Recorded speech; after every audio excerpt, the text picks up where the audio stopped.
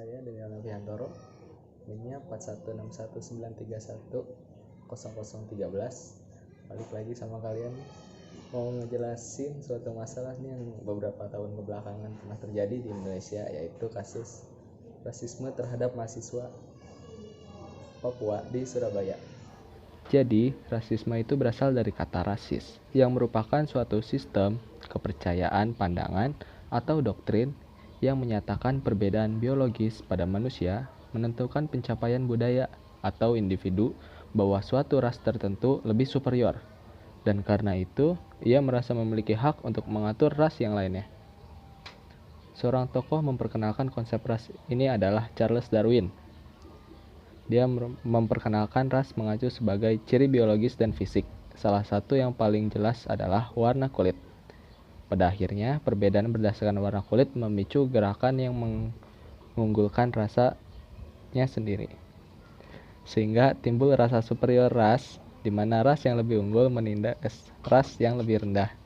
Konsep tentang superioritas ras ini melahirkan rasisme. Kejadian ini mulai pada tanggal 15 Agustus 2019 ketika Satpol PP Koramil 02-0831 Polsekta Tambak Sari dan Camat Tambak Sari Ridwan Mubaruk dan beberapa mahasiswa Papua sedang berdiskusi mengenai pemasangan bendera merah putih di depan asrama sehubungan dengan Hari Kemerdekaan Nasional Indonesia. Namun, sehari setelahnya menurut seorang pejabat kecamatan, tiang bendera tersebut telah bergeser, yang semula terletak di depan asrama kini berpindah ke perbatasan antara asrama dengan rumah sebelahnya, sehingga dilakukan pemasangan kembali dan pengecoran oleh anggota Satpol PP, polisi, dan tentara tak berseragam di tempat semula depan asrama. Tak sampai sehari, rombongan pejabat kecamatan, Koramil, dan Polresta Tambak Sari kembali ke asrama tersebut. Pemicunya adalah foto bendera merah putih yang dipasang sebelumnya kini bengkok jatuh ke got dan menyentuh tanah yang beredar di grup-grup WhatsApp. Massa yang datang dan terbawa emosi mendobrak asrama Papua tanpa pendekatan hukum yang sesuai. Tanya itu, mereka berteriak sambil melontarkan kalimat rasial berupa nama binatang kepada penghuni asrama. Mahasiswa yang tidak menahu akan kejadian tersebut mencoba untuk melakukan mediasi dengan cara berbicara dengan damai.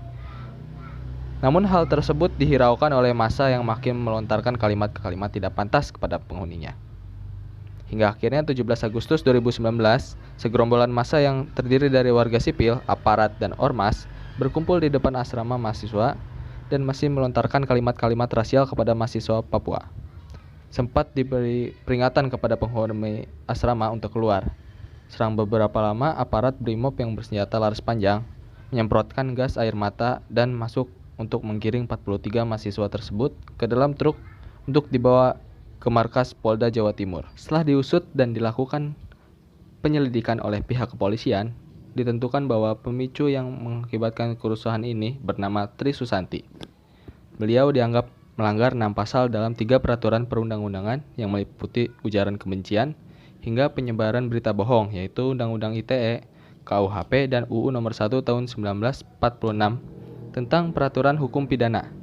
Sementara ke-6 pasal yang lainnya adalah pasal 45A ayat 2, pasal 28 ayat 2, Undang-Undang Nomor 19 Tahun 2016 tentang perubahan atas UU Nomor 11 Tahun 2008 tentang ITE, pasal 160 KUHP, pasal 16 ayat 1 dan 2 UU Nomor 1 Tahun 1946, serta pasal 15 mengenai undang-undang yang sama.